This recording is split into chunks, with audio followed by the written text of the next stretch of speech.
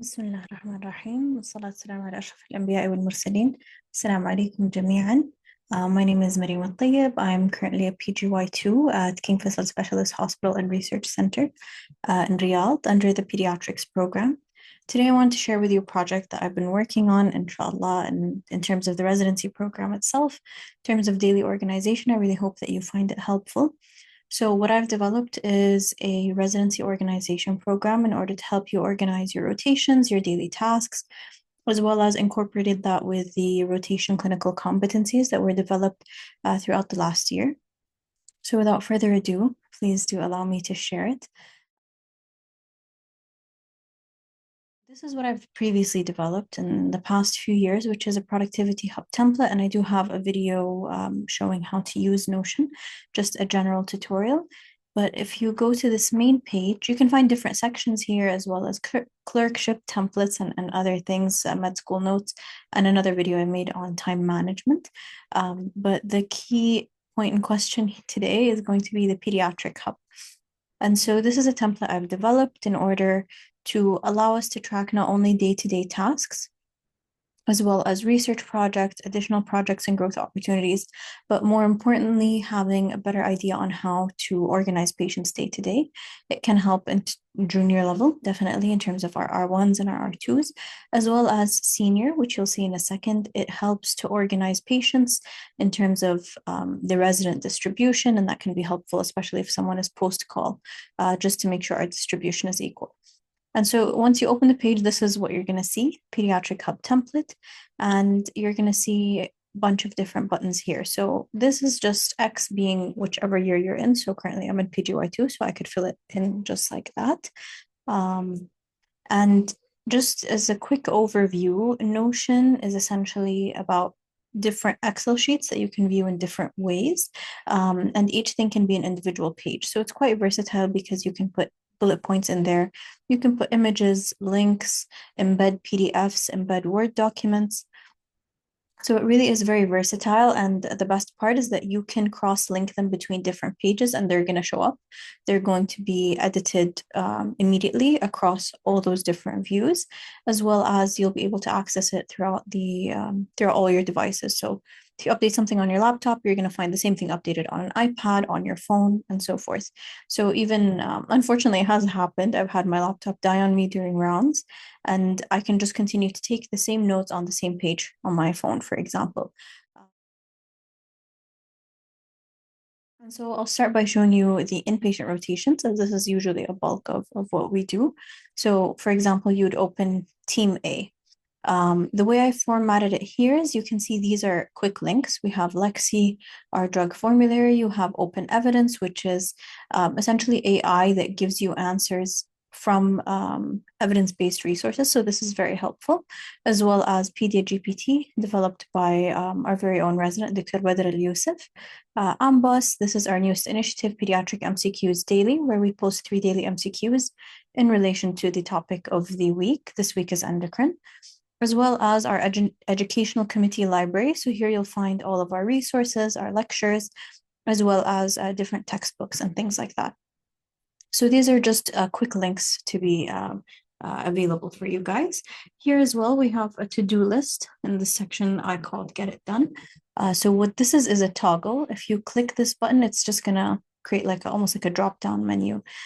These to-do lists are just, you can write whatever task and then check it off. You can uncheck it, you can erase it. So it's quite easy to use. And this is just a quick shorthand list if there's anything you need. And under learning opportunities, which is what I tended to call a majority of the different learning aspects that we have. Here we have our general pediatrics rotation competencies. So if you see here, I'll click and it'll open the link. Okay, so our rotation competencies board, once I open it up here, what you're going to see is here they are distributed by the competency level. So these are our basic competencies that we should be medical experts in. These are our junior level, our senior level clinical approaches, or these are our OSCE topics, clinical procedures and skills. And so you'll see them distributed this way. under this basic competency, which you can also see as a toggle, so we can hide it if we'd want to. These are our advanced competencies, as well as you'll see some other things: interprofessional collaboration, leadership skills, and so forth. You click board view, again, all of these are interlinked between one another. It's the exact same thing. It's just instead of having it in different levels, this is just everything all together. And so let's say I'm working on something actively. Let's say I'm working on fluid management. I can either click this learning button, and that'll automatically transfer it from this growth opportunity section here into this learning section here. Or I can just simply drag and drop between the two. Very easy. And then once I feel like I've learned, I can push it back here. And so, like I said, all of these are different pages. So if I click on this fluid management, for example, what I can do is I can add bullet points under here. So I can write something, I can write my notes, for example. You'll figure out as you go along with using Notion. If you press /, you'll see all of the different things that you can create here. So let's say I want to add an image. So I can do that, and then I can just upload from my computer or choose from something pre-selected. I can / put web. I can put a bookmark, maybe a video that I found was helpful for fluid management. And so the nice thing about this is that it links competencies to things that you can always reference back later on during an on-call or during any other time. So that's why I find this quite helpful, because it is really very dynamic. Competencies. We have something I called learning opportunities, which I'm just going to open here in a new tab. So this is a collection of all of the different topics that you can learn about. Of course, you feel free to add as you go along. And the nice thing is that you can link it to different patients that you encounter. And I'll show you how to do that in a moment. So for example, we had a case during inpatient that was about scimitar syndrome. And so the consultant had asked us to read about it. And so I added all my reading and the points that I found under this page. So like I said, it's a page, so you can open it here. And so I just put, what is the definition? What is the triad? I added pictures to help with explaining it. So even during rounds, when you're asked about something, instead of having all these different pieces of information in different places, it's quite useful to have it here. And the nice thing is I can always go back to it. This was maybe 5 months back, and I can always open scimitar syndrome, and I can see this Turkish sword sign and all of these things that would be relevant to us even later on. So it's nice to essentially build a database for yourself in terms of knowledge. Let's say there's a topic that isn't here. For example, hypothyroidism. So now I have this. Here it is. I can choose the specialty it's related to. In terms of this, it's endocrinology. And then it'll sort it accordingly. So I just like to keep the endo topics together, pulmonal, so on and so forth. And then if I click open here, it's going to pop up at the side, and then I can add all my notes about hypothyroidism, for example. And I can always reference it back. There's also something called the rapid fire review. So essentially, this is something I created or have been adding to my own database since about my 4th year of medical school. And so what this is, as you can see here, it's like a catch-all for all of the topics and all of the questions that I've encountered, whether through USMLE, med school lectures, studying for part 1. And so if you'd go, for example, I have a section specifically for pediatric diseases. So you can see that here. So here are all these topics that you can find here. For example, cerebral palsy, this is a page, so it's going to open it up. But what you can see is these are all the etiologies. This is a picture from UWorld, a table that I screenshotted at the time. And then all of these different notes and things that, again, I can always reference back to. So in terms of this is edited by myself. However, this section here, in terms of learning opportunities, once you duplicate the page, you can, of course, adjust it according to your preferences. And then this is in terms of on-calls, but I'm going to get back to that in a second once I explain the inpatient. So the structure for all of the different pages and all of the rotations is essentially the same. Where you'll see here, this is the name of the rotation, and this is what I call the inpatient database. So all the patients you add here, even as you'll see later during your on-call list, you can add and change it dynamically.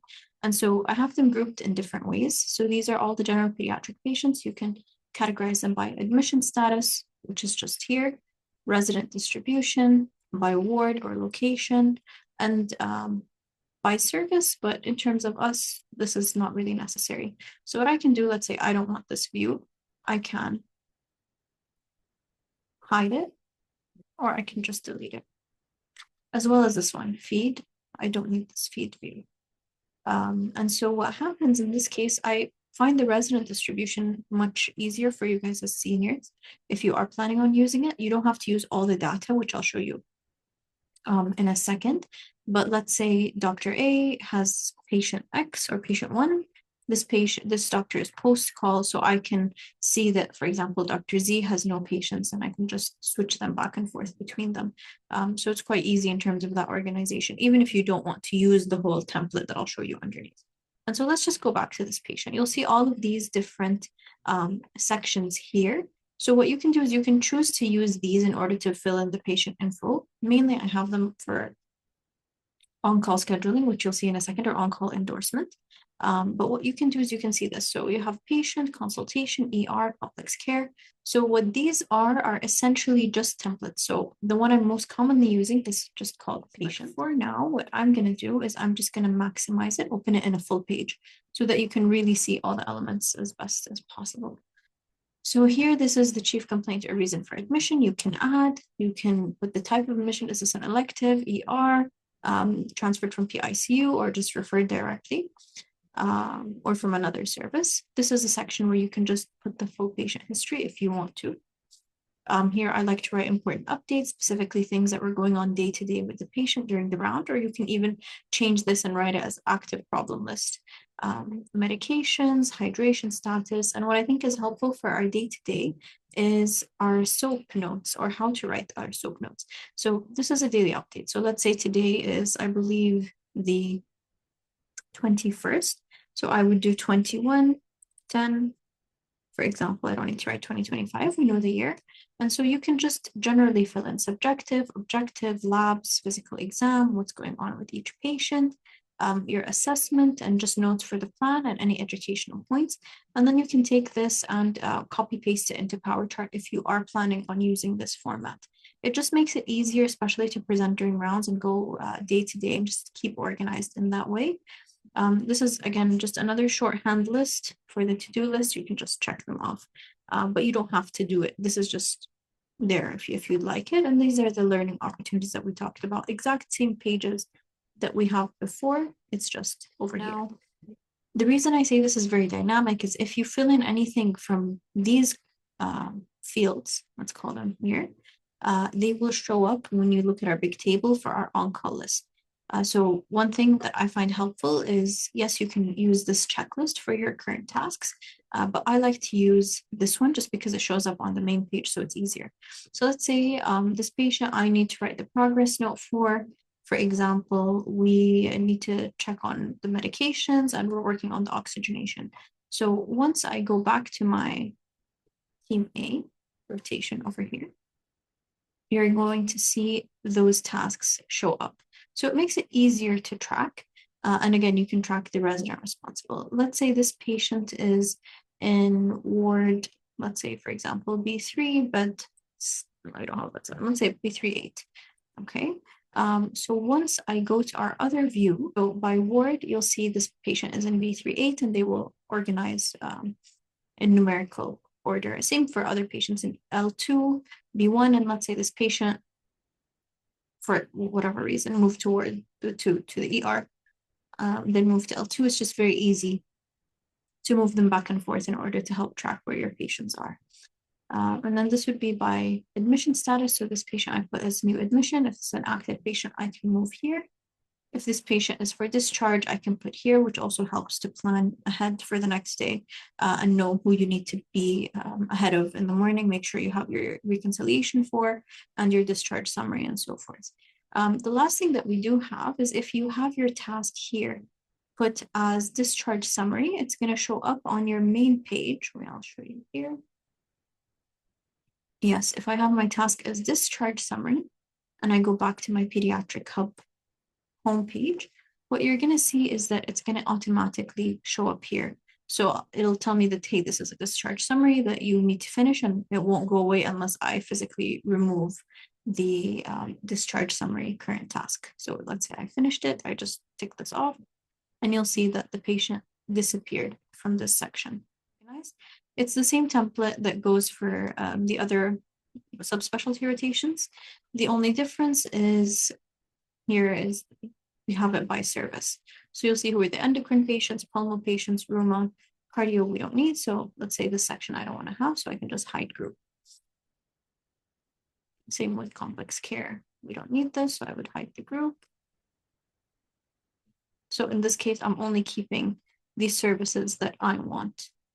I wouldn't delete it because if you delete it, it's going to delete it off of all other services and all other pages. So just be careful of that, but you can always hide these different things. And if you go down to these, this is a table of contents, by the way. At the bottom of everything, I always have the rotation competencies. And so you have it in board view, pharmacokinetics, NSAIDs. For example, these are our rheumatology rotation competencies. These are our pulmo competencies and so forth. What you can also do is you can link your patient to a rotation competencies. That'll be easier if I just search, for example, rheumatology. For this patient, I learned, for example, how to conduct a thorough history and physical examination. So I just press that little plus button. To remove it, I can put the minus button. And so this will always be linked to that same competency page and vice versa.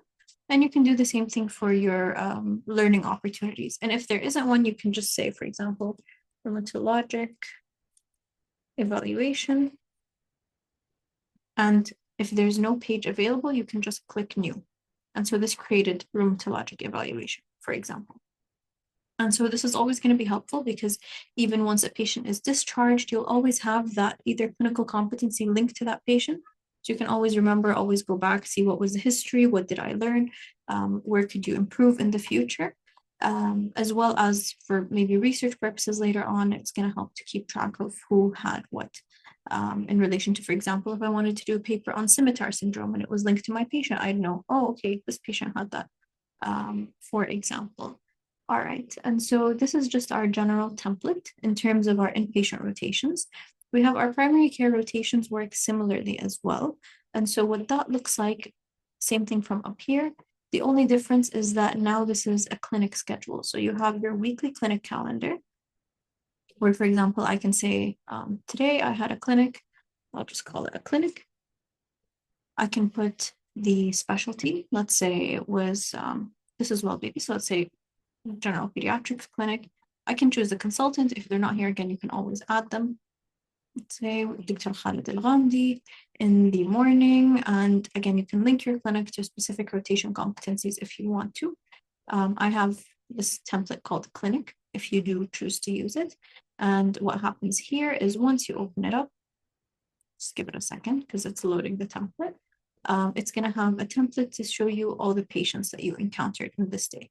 So here I would click new page. So let's say this is patient 1. And I can choose the template from here. For example, let's assume this is a just child. And so once you open this up here, these are just quick references I kept at the side, growth and nutrition monitoring, just important things for us to know regarding development, and they can be helpful during the clinic visits themselves. And so this would be outpatient clinic note written by whoever. You just put this in here, put the patient background, reason for visit, and then if you choose to use this template, you can just copy and paste it into Citrix later on. If not, you can just use the quick references or have a reference of what these patients came in for and how that can help you later on. The thing that I found helpful is, does this patient need follow-up? I can check it off and it'll show me in the base homepage, and I can make sure that this patient has anything further scheduled if necessary. And so you can just do this for all of your clinics. Again, there's rotation competencies at the bottom. As you can see, there's a trend to all of this at the end. And then, so that's for primary care. Well, baby, ambulatory rotation, they all work the same way. Then we have our critical care rotations, NICU, ER, and PICU. In terms of our NICU rotations, it works quite similarly. What you can see is, all right, here we go. So what you can see is here, I just organized them by bed number. You can see in terms of resident distribution by location. So are they on critical area, isolation area, step down unit, or nursery, 8-1 or D4, as well as admission status, who are our active patients, who are for transfer. And these are just by the bed numbers. And for the NICU, the categories here are a little bit different. So I did it in the primary assessment format. So you can, when you're taking your on-call endorsement, put CNS, CVS, respiratory, IGU, just very quick things to do. What are labs? What are your plans? Was the progress note done? Did you review medications and fluids? Was the plan executed? Did you take on-call endorsement? So it's just really quick. And if you do, I think I should have programmed it. If you click on-call endorsement checked, it should put an automation of the plan format into the plan section. But if not, I'll just make sure that's done later. All right, so that's that. And then we have the same thing for PICU. And so all these patient lists that you see here, all these pages, if I open my NICU on-call endorsement, you'll see that they're the same. So if I fill in something, it's going to be found across all of my pages. So this is just a template of what to do for your endorsement. If the patient is intubated or not, just writing these quick points can help you, especially make sure if there's anything that you need to follow during your on-call. And you can also add the things that you need to follow in the tasks. For example, let's say I needed to follow bilirubin level, for example. So now this is a task that is going to show up for me here. It's going to be easy for me to remember what we need to do. That's in terms of NICU. Then we have critical care cheat sheet, which you guys might have the notes document that Dr. Azam Abdul Qadir made. I just formatted that here so you can always access it through across all of your devices quite easily, especially with the infusion titrations. And if you go down, this is the standard concentration for infusions that we always reference in the ICUs. All right, so that's in terms of our critical care rotations. In terms of PICU, it's almost exactly the same as the NICU template. The only thing I added in this section is that you can see all patients in this type of tile list. You can see your patients based on their admission status, distribution of residents. And then this is, for example, let's say I'm resident 1. So any patient assigned to me, automatically assigned to me, let's say this is an active PICU patient, he's, let's say, bed 7. And then I can fill in all this data, have a quick patient overview if I choose to have this template. And it's just easy for me to keep track of. So when I open the section, any patient assigned to me will show up here, assuming I'm resident 1, same for resident 2, and so on and so forth. Then you have your all data on call, which will show the same way it did for the NICU. And you'll see it here as well in your PICU on call endorsement.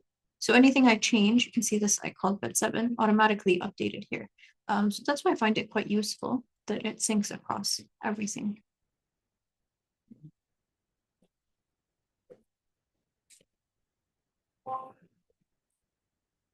Okay, so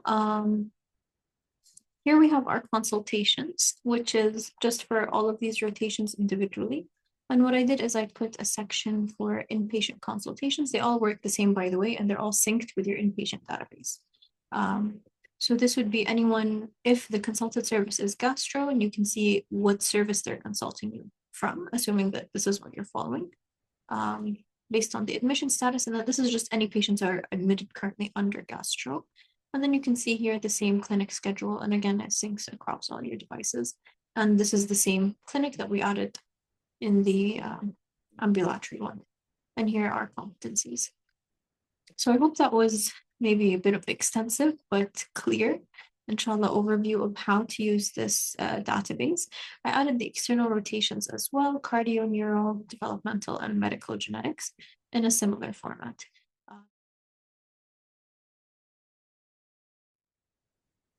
So just to touch upon it briefly and make sure it's as clear as possible, one of the other benefits of this is to be able to organize your on-calls. So there's 2 types of templates that you may notice. There's dynamic templates, which is what I personally prefer, and what you'll find already linked in all of the rotation pages, as well as manual templates. So the dynamic template, I'll just start off by showing the pediatric complaint on-call template.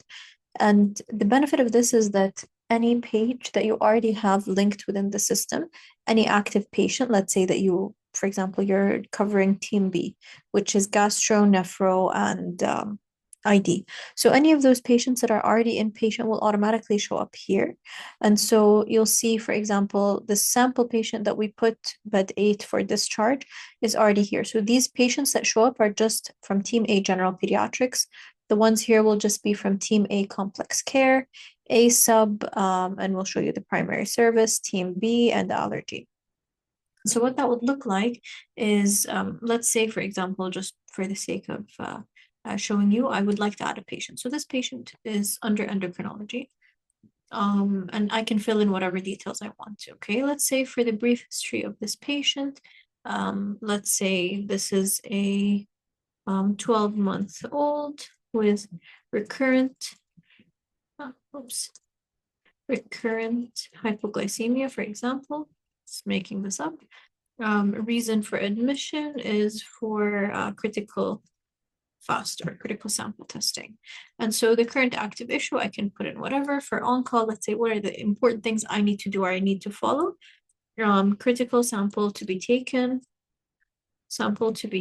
and then I can do here, I can add the details of the fast itself.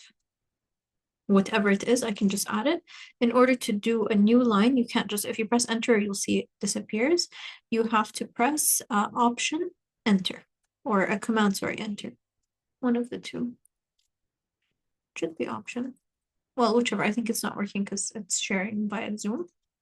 And then I can add any on-call notes. Let's say, for example, one thing that happened for us is critical sample taken. So this is what I would endorse to the upcoming patient. So with the upcoming team one.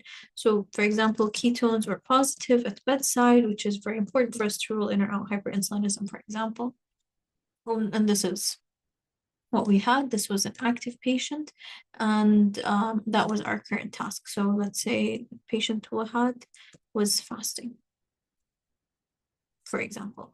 And you can see that because this is an active patient, the color of my active patients is yellow, it automatically appeared as yellow here.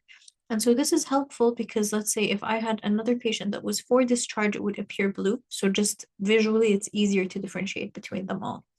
And so the same details that we just put in there, if you scroll to the side, you'll be able to see them here. So let's say this is bed 20, okay? And so all those details that we wrote, you'll be able to see here. And again, if I go back to my endocrinology page, you'll still be able to see it there as well. So it's quite helpful. And again, you can link your patients to learning opportunities or rotation competencies, which can be very helpful for, long-term learning and just for us being more aware of that. And this applies for all of the different subspecialties. And so this is how I organized it in terms of the complaint. Is this way you can see all the patients that are currently in the ward. If you want to see all patients at once, you can just click this toggle and you'll be able to see them here. These are the general pediatrics, complex care. This is just by service. Then you can see the on-call view, which is the same thing we just saw. It'll just have all of the patients listed in order of bed from, numerical order. And then these are just pages that I included previously. So this was just details on how to do a hydration assessment, guide for residents on call. You'll find some helpful videos as well. So this is always an excellent refresher, especially for our juniors coming into service, as well as same thing for our respiratory assessment, important notes for drugs and monitoring and this stuff, which is when do you take a trough, when do you take a peak for all these different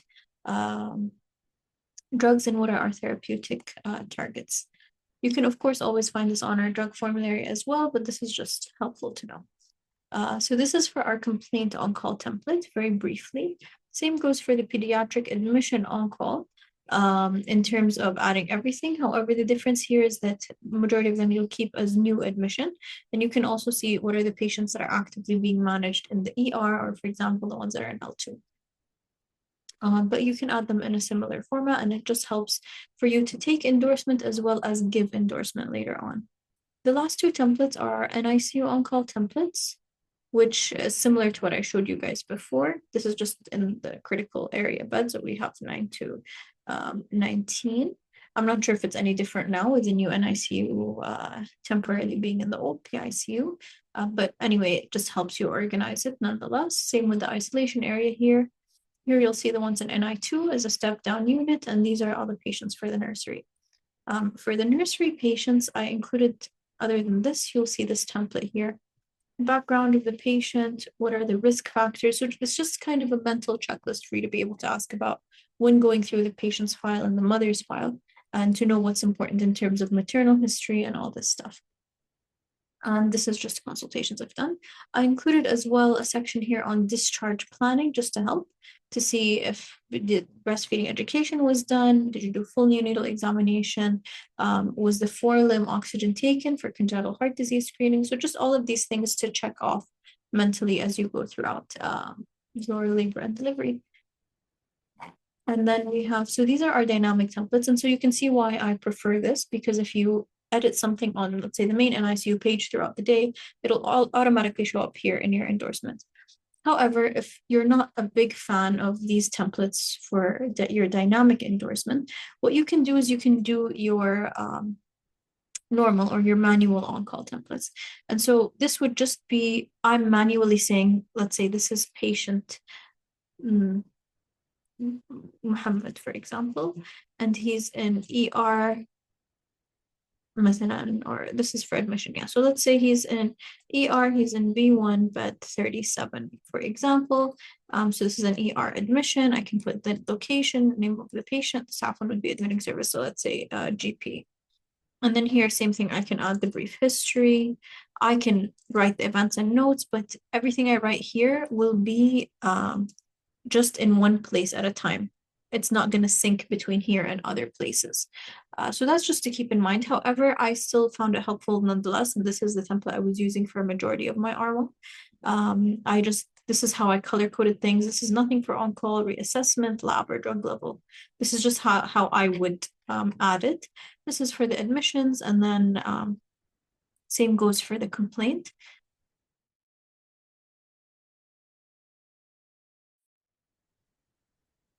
Lastly, we have just the additional features. If you wouldn't like to reference this video in the future, you can always have this user guide accessible to you, which teaches you just how to get through and set up all the steps within this Pediatric Hub template. I know it might seem long, but you can always scroll to the right here and look at the table of contents and just choose the thing that you're interested in learning about. I also have the section here on atomic habits, core principles and applications, and how you can really use this to benefit your day-to-day life in residency and improve as much as possible. It is a really excellent resource. This is just a presentation I gave to our new R1s about documentation, day-to-day time management, and these things. Otherwise, we do have additional features within here, such as the research hub that can help organize your different research projects. So this is, you can just put, this is a project to do in progress, and you can see all the data from underneath it. You'll have your current tasks. This is just a potential research project template on the different things that you need to do. It can help really keep into perspective your different deadlines using, you can link that to apply to specific conferences so you can remember what project you applied for when, and all of these different tasks. I also have, these are just some quick shorthand notes about the Part 1 exam. And this is a link on the Google Drive about the corrected Part 1 questions that I did in the previous year. I have them corrected from 2024 to 2021 in their entirety. However, 2025, I did about half of it. Inshallah, we'll hope to continue the rest. Hopefully as well, we'll get some tips from our new graduates, inshallah board certified pediatricians, on how to study for the Part 2 exam, and just keep this as a resource for everyone in the future. And otherwise, that's about everything. Here's just the same rotation competencies, and towards the end of the page, you can just see an academic calendar that you can feel free to use and add different tasks to as you see fit. And thank you for your time. Thank you for listening.